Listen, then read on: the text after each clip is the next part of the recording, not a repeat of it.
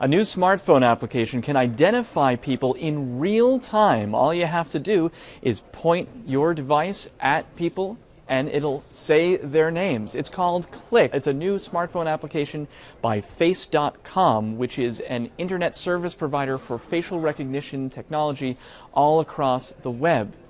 It can only identify people that you are linked to on your social networks like Facebook or Twitter.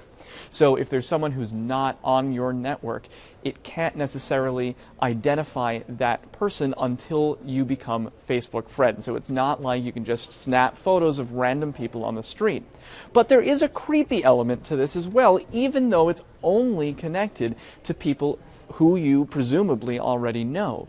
By putting a smartphone right in front of someone's face, it can automatically just pop up with their name. So if you forget someone, you can say, oh, let me take a picture of you, and then all of a sudden their name pops up and you say, oh, right, Jim, how you doing?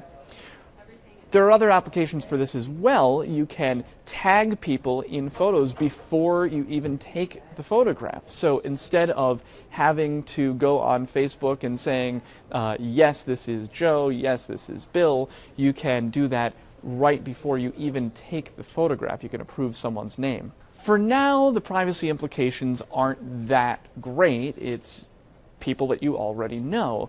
But down the road, you can understand how this is going to become a big issue. In testing the app, though, it didn't really work that well. It worked about 25% of the time.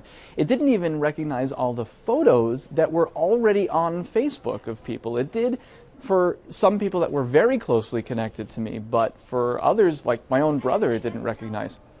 For people throughout the newsroom who I talked to on Facebook all the time, it had no clue who they were, or sometimes even thought they were other people that I'm only loosely connected with. For those of you worried about privacy implications, this app is definitely not ready for prime time just yet.